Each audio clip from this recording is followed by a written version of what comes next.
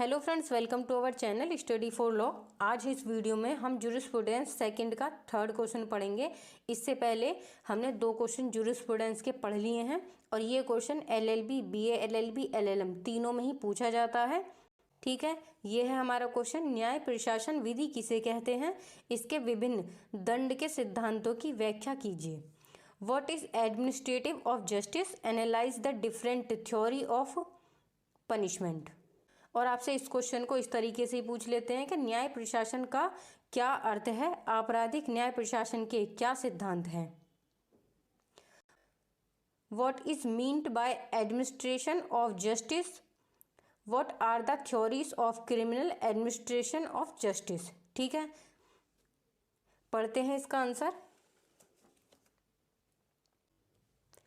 न्याय प्रशासन, administration of justice, न्याय प्रशासन की परिभाषा देते हुए सामंत ने कहा कि राजनीतिक समुदाय में राज्य की भौतिक शक्ति द्वारा अधिकारों तथा न्याय का संरक्षण किया जाना ही न्याय प्रशासन कहलाता है। क्या कहते हैं सामंत?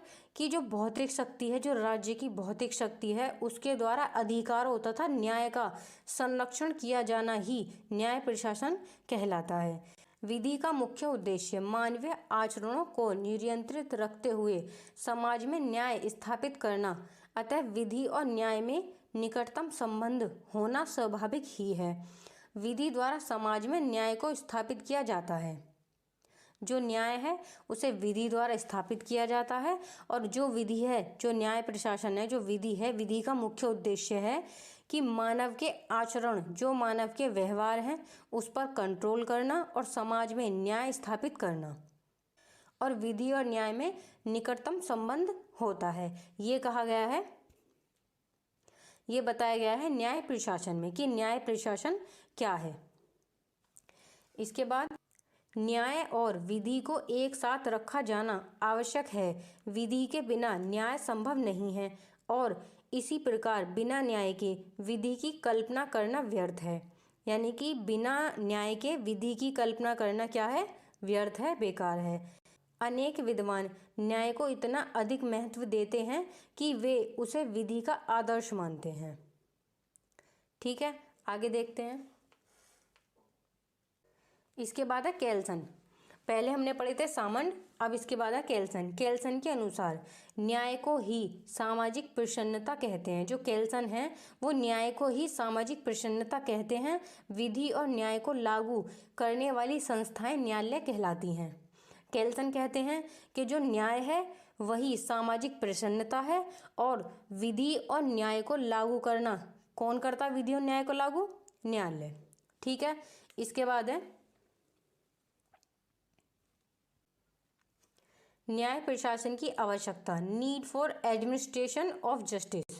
जर्मी टाइलर के अनुसार मानव के तर्क वृद्धि होने के कारण, जो मानव है उसकी तर्क वृद्धि, उसकी सोचने समझने की क्षमता होने के कारण वह अपने हितों और इच्छाओं की पूर्ति के लिए परिवर्तनशील रहता है, जिससे परस्पर संघर्ष और टकराव की स्थिति उत्पन्न होती रहती है। इसी स्थिति को नियंत्रित करने के लिए राज्य की शक्ति का होना आवश्यक है, जिससे न्याय की स्थापना की जा सकती है। राज्य की शक्ति का भय समाज में व्यक्तियों को एक साथ रखने और उनके अधिकारों की रक्षा करने में मदद करती है। जो न्याय प्रशासन की आवश्यकता है उसमें जर्मी टाइलर ने कहा है कि जो मानव की तर्क वृद्धि शक्ति है उसके कारण वह अपने हितों की और अपनी इच्छाओं की पूर्ति के लिए हमेशा प्रयत्नशील रहता है, यानी कि हमेशा आगे रहता है, जिससे परस्पर संघर्ष और टकराव की स्थिति उत्पन्न होती है। जब मनुष्य अपने हितों को और इच्छाओं को पूरा करने के लिए हमेशा आगे रहता है तो वहाँ पर एक दूसरे के प्रति संघर्ष और टकराव की स्थिति उत्पन्न रहती है, जिससे क्या होता है? इस स्थिति को नियंत्रित करने के लिए राज्य, जो ये स्थिति है, जो टकराव की स्थिति उत्पन्न होती है, इसको नियंत्रित, इसको कंट्रोल में करने के लिए राज्य की शक्ति होना आवश्यक है। राज्य की शक्ति द्वारा न्याय की स्थापना की जाती है। राज्य की शक्ति का भय समाज में व्यक्तियों को एक साथ रखने, जो राज्य की शक्ति है उसके द्वारा ही समाज में व्यक्तियों को एक साथ रखने और उनके अधिकारों की रक्षा करने में मदद मिलती है, ऐसा कहा गया है जर्मी टाइलर के द्वारा। ठीक है, इसके बाद है न्याय प्रशासन के प्रकार। Kind of administrative of justice. राज्य की भौतिक शक्ति द्वारा मानव अधिकारों का सर्जन करना, जो राज्य की भौतिक शक्तियां हैं उसके द्वारा मानव अधिकारों का सर्जन करना तथा उनका संरक्षण करना ही विधि एवं न्याय प्रशासन का मुख्य उद्देश्य है। विधि का मुख्य उद्देश्य क्या है? मानव के जो अधिकार हैं उनका सर्जन करना और उनके अधिकारों का संरक्षण करना, यह है विधि का उद्देश्य और इसीलिए विधि को लागू किया जाता है। अधिकार प्रत्येक व्यक्ति के निहित ऐसी क्षमता है जिसके द्वारा वह राज्य की सहायता से अन्य व्यक्तियों के कार्यकलापों पर नियंत्रण बनाए रख सके। इसमें कहा गया है, जो न्याय प्रशासन के प्रकार है इसमें बताया गया है कि राज्य की जो शक्ति है उसके द्वारा मानव के जो अधिकार हैं उनका संरक्षण किया जाता है। और विधि और न्याय प्रशासन का मुख्य उद्देश्य है, जो विधि है और जो न्याय है उसका जो मुख्य उद्देश्य है वो क्या है? व्यक्तियों के कार्यकलापों पर नियंत्रण बनाए रखना। ठीक है, आगे देखते हैं। तथापि विधिक परिभाषा के अनुसार अधिकार मानव का ऐसा हित है जिसे राज्य की मान्यता प्राप्त है और जिसका राज्य की शक्ति के प्रयोग से प्रवर्तन किया जाता है या फिर किया जा सके। जो मनुष्य के अधिकार हैं उन्हें राज्य की मान्यता प्राप्त है और उनका जो प्रवर्तन है वो राज्य की शक्ति द्वारा कराया जा सकता है, यानी कि उनको लागू जो कराया जा सकता है वो राज्य की शक्ति द्वारा लागू कराया जा सकता है। ठीक है, इन अधिकारों को राज्य सिविल न्याय प्रशासन द्वारा प्रवर्तित एवं संरक्षित करती है। ये अधिकार प्राथमिक, प्राइमरी अथवा द्वितीयक, सेकेंडरी हो सकते हैं। ये जो अधिकार हैं वो प्राइमरी और सेकेंडरी दोनों हो सकते हैं। इस दृष्टि से न्याय प्रशासन को दो भागों में विभक्त किया जा सकता है। इसमें से एक वेरी शॉर्ट का क्वेश्चन भी बनता है आपका कि एक तो न्याय प्रशासन जो है उसको कितने भागों में बांटा जा सकता है, या फिर न्याय प्रशासन के भाग बताइए, या फिर दोनों का नाम देकर ही सीधा सीधा पूछ लेते हैं कि सिविल और आपराधिक न्याय प्रशासन को बताइए। ठीक है, और एक क्वेश्चन इस तरह से ही बनता है कि प्राथमिक और द्वितीयक अधिकारों को बताइए। तो न्याय प्रशासन को दो भागों में बांटा गया है। पहला है सिविल या दीवानी न्याय प्रशासन।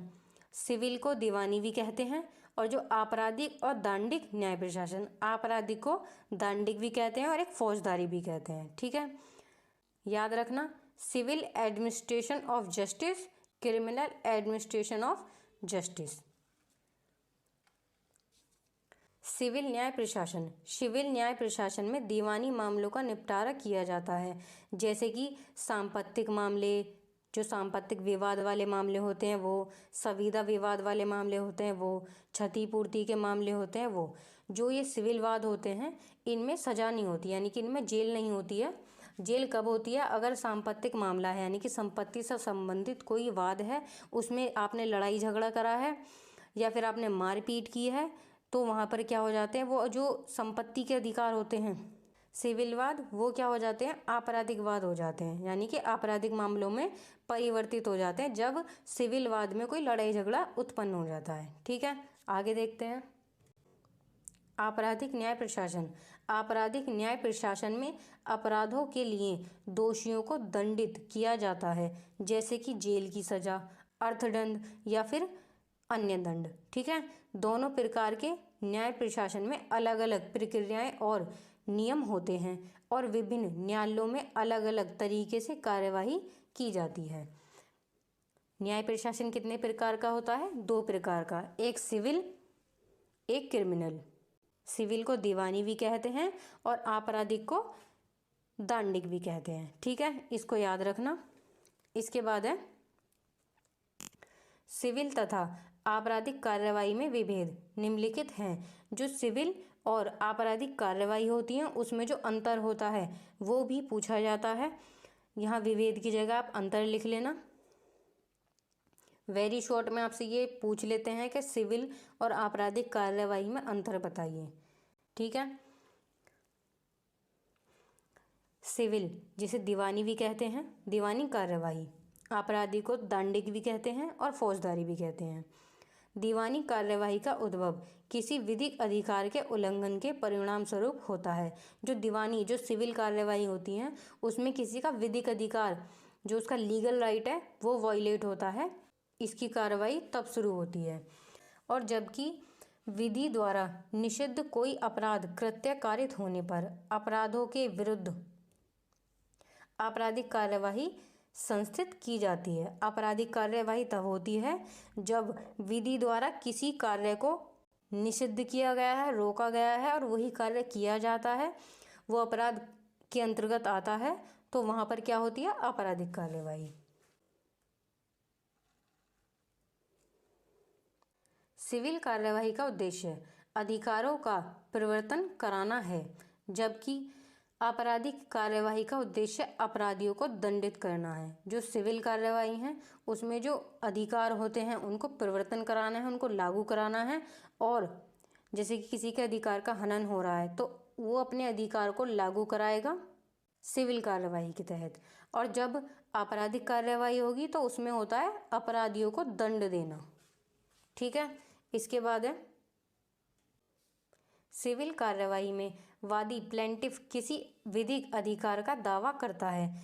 जो वादी होता है वो प्लेंटिफ होता है और जो प्रतिवादी होता है, जो अपने आप को बचाता है, डिफेंड करता है, वो होता है डिफेंडेंट।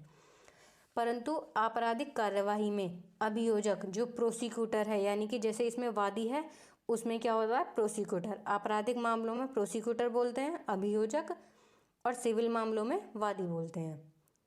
किसी अधिकार का दावा नहीं करता। जो अभियोजक होता है वो किसी अधिकार का दावा नहीं करता, अपितु अभियुक्त एक्यूज्ड, जो अभियुक्त होता है जिसको पकड़ लेते हैं, जो अभियुक्त होता है, जो अपराधी होता है, अपराधी के विरुद्ध दोष आरोपित करता है। इसमें अपराधी के विरुद्ध जो उस पर दोष हैं वो लगाए जाते हैं। दीवानी कार्रवाई में प्रतिवादी के विरुद्ध निर्णय दिए जाने की दशा में उसे वादी को क्षतिपूर्ति करनी पड़ती है। जो प्रतिवादी होता है, जो डिफेंडेंट होता है, जो अपने आप को डिफेंड करता है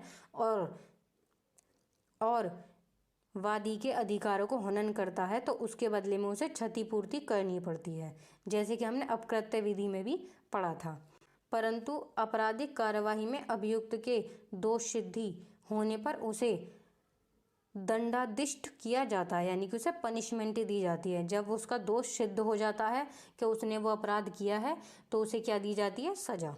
बस यहीं तक था ये क्वेश्चन। इसके बाद है इस क्वेश्चन को याद रखने के लिए, जैसे कि आप किसी भी क्वेश्चन की सारी हेडिंगों को लिखकर, जैसे न्याय प्रशासन सामंट के अनुसार, अब न्याय प्रशासन के बारे में दो लोगों ने बताया है। इसमें दो परिभाषाएं हैं, कौन सी? पहली सामंट के अनुसार, फिर केल्सन के अनुसार। इसके बाद इसकी हमने कुछ कीवर्ड लिखे हैं जिससे हम इसकी परिभाषा को याद रख सकें। जैसे कि राज्य की भौतिक शक्ति, जो राज्य की भौतिक शक्ति है उसके द्वारा मानव के अधिकारों और उनके हितों की रक्षा की जाती है, और जो विधि है उसका मुख्य उद्देश्य होता है मानव आचरणों पर नियंत्रण करना। ठीक है, फिर इन दोनों के बीच में, विधि और न्याय के बीच में निकटतम संबंध होता है जिससे समाज में न्याय स्थापित किया जाता है, और विधि और न्याय को एक साथ रखना आवश्यक है। विधि के बिना न्याय की कल्पना करना या फिर न्याय के बिना विधि की कल्पना करना व्यर्थ है, बेकार है, ऐसा कहा गया था सामंट की परिभाषा में। ठीक है, इसके बाद है केल्सन। जो केल्सन है वो न्याय को ही सामाजिक प्रसन्नता कहते थे, कि सामाजिक प्रसन्नता क्या है? न्याय है, और न्याय को लागू करने वाली जो संस्थाएं हैं वो न्यायालय कहलाती हैं। ठीक है, इसके बाद है न्याय प्रशासन की आवश्यकता, need for administration of justice. इसमें जर्मी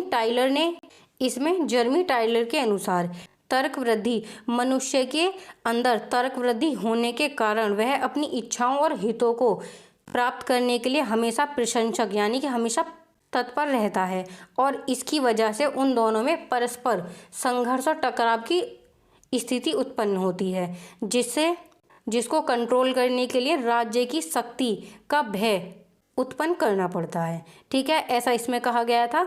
इसके बाद है न्याय प्रशासन के प्रकार, kinds of administration of justice. पहला कि जो ये न्याय प्रशासन के प्रकार हैं प्राइमरी और द्वितीयक दोनों हो सकते हैं। इसमें फिर कहा गया है कि सिविल या दीवानी न्याय प्रशासन, इसमें जो न्याय प्रशासन है उसके दो प्रकार बताए गए हैं।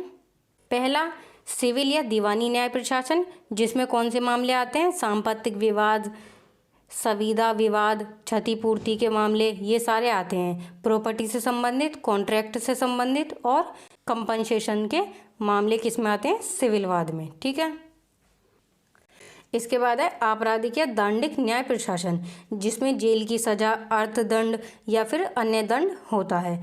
फिर है सिविल तथा दंडिक कार्यवाही में विभेद, यानी कि इन दोनों में अंतर, सिविल तथा दंडिक कार्यवाही में जो अंतर होता है वो बताना है। इसमें निम्नलिखित अंतर होता है, जैसे कि मैंने आपको 4 पॉइंट कराए थे। अगर कभी आपसे एग्जाम में गलती हो जाती है तो उसको हल्का सा काट के आगे लिख दिया करो। इससे क्या होता है, ये गलती ज़्यादा नज़र में नहीं आती, नज़रअंदाज हो जाती है। ठीक है, इसमें मैंने आपको 4 पॉइंट बताए थे, जैसे कि इसमें विधिक अधिकारों का उल्लंघन होता है किसमें, सिविल वाद में, और इनका उद्देश्य होता है अधिकारों का परिवर्तन कराना, अधिकार को लागू कराना। और जो आपराधिक वाद होते हैं उसमें क्या होता है, अपराध के कृत्य के कारित, जो अपराध होता है उसके कारित होने के बाद अपराधियों को दंड देना। फिर वादी विधिक अधिकार का दावा करता है, जो वादी होता है, जो प्लेंटिफ होता है, वो अपने विधिक अधिकार का दावा करता है कि उसके अधिकार का उल्लंघन हुआ है और उसको उस अधिकार को दिलाया जाए। इसमें अभियुक्त जो एक्यूज्ड होता है, जो प्रोसिक्यूटर होता है, वो एक्यूज्ड के विरुद्ध दोष आरोपित करता है। फिर है वादी को क्षतिपूर्ति, जो सिविल वाद होते हैं उसमें वादी को क्षतिपूर्ति दिलाई जाती है। और इसमें क्या दिलाया जाता है, जो आपराधिक कार्रवाई है उसमें होता है कि जो अपराधी व्यक्ति है उसको दंड दिया जाता है, उसको पनिशमेंट दी जाती है। ठीक है, बस यही थे इसके कीवर्ड।